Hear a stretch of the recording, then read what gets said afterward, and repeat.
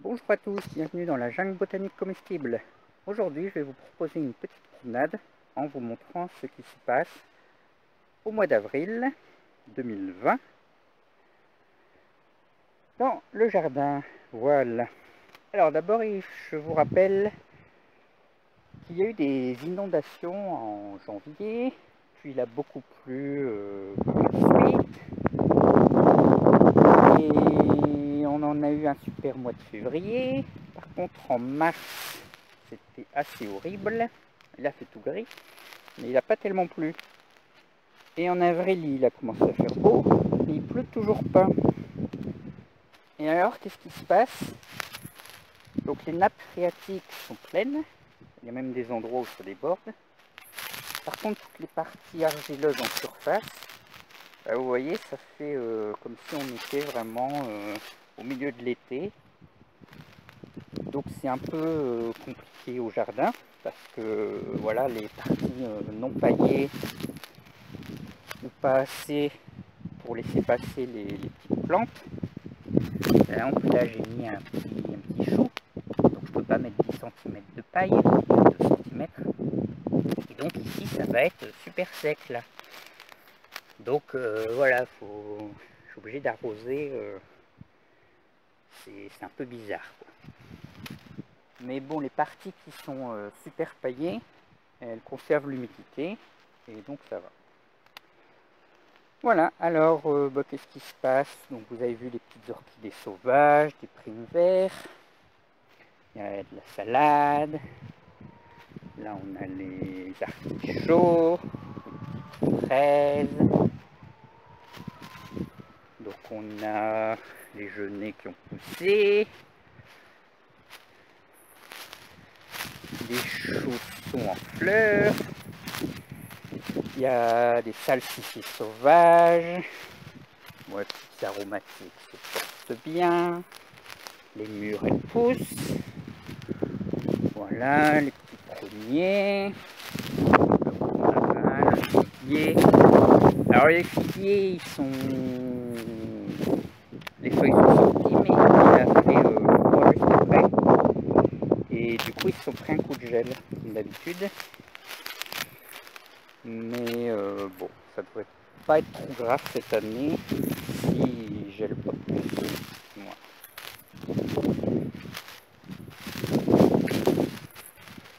Donc l'herbe elle a poussé mais bon pas trop parce que comme ça manque d'eau, ben ça bouge pas. Alors il y a mes... Ça c'est une zone que j'avais nettoyée l'année dernière, la zone des genêts. J'avais trouvé plein de merisiers. Et donc j'ai fait plein de greffes. Et vous voyez que les greffes se portent bien. Il y en a même qui ont fleuri. Donc j'ai gardé quelques fleurs pour voir ce que ça donne. Mais bon, je pense qu'il vaut quand même mieux les retirer. Voilà. Par contre, les greffes que j'ai fait sur la vigne semblent pas être terribles. Et sur prunelier non plus. Voilà. Évidemment, les tops et les campagnols sont aussi de retour. Donc ça, c'est les tops. Et les campagnols, ça se voit moins, mais je vous confirme qu'elles sont bien présentes.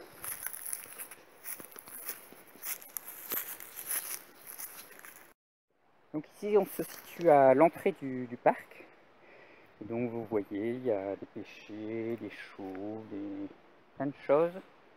Des temps fleurs, les cognaciers en fin de floraison, la bourrache. Ah, vous pouvez entendre les grenouilles qui sont derrière moi. Là on a un néflier qui se porte très très bien, l'un des arbres qui a le mieux poussé au jardin.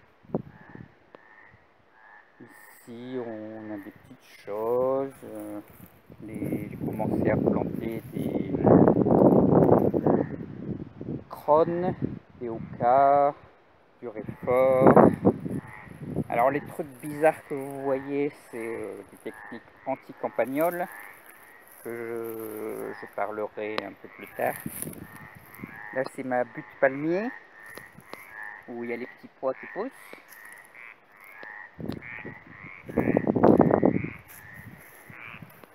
Là, c'est un figuier pour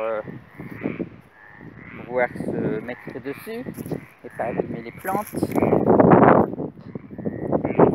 on a un cerisier.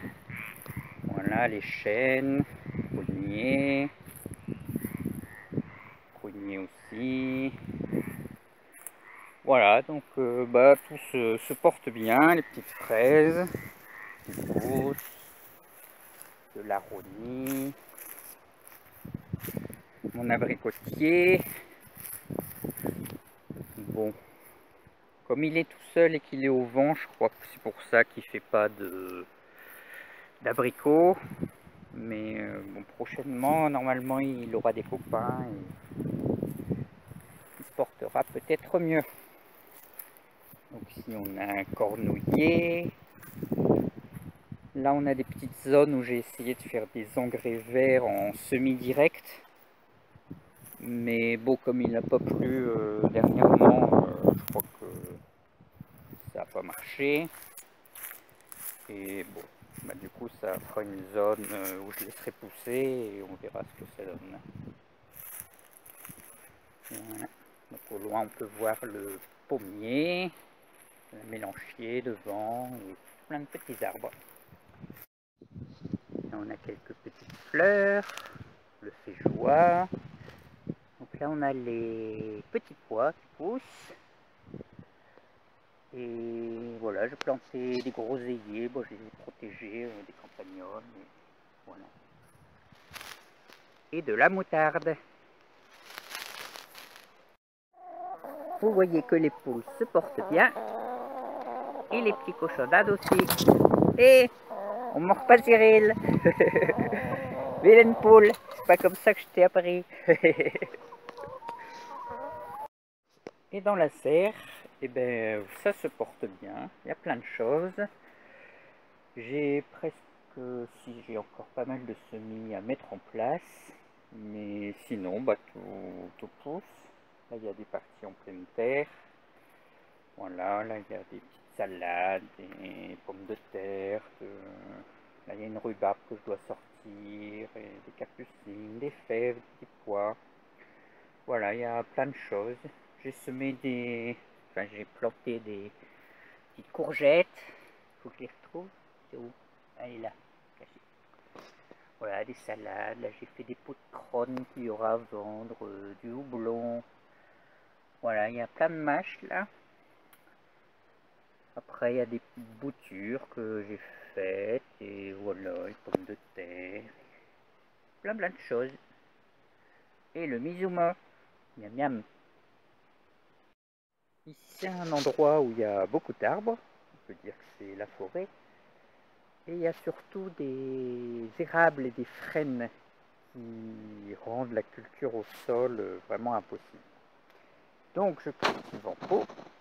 Et dans mes pots, j'ai des poireaux, des radis, des fenouils, des pissenlits. Voilà, des petits choux, il y a plein de choses. Il y a les chayotes aussi qui commencent à pousser. Il y a les ocas, les crônes. Voilà. Bon, donc je vous rappelle que je vous propose des visites guidées qui durent 1h30, dans laquelle j'explique toutes les plantes et tout ce qui se mange, les différentes parties et tout ça. Et pendant cette visite, je réponds à toutes vos questions. Et voilà, donc c'est ouvert sur rendez-vous. Les visites guidées sont à 7,50 €. Et voilà, s'il y a des gens qui veulent découvrir le jardin, alors ça c'est un pêcher avec la cloque, évidemment, sinon c'est pas marrant. Donc je disais, voilà, sur rendez-vous et n'hésitez pas à venir quand vous voulez, dès la fin du confinement. Voilà, au plaisir de vous voir dans la jungle. À bientôt.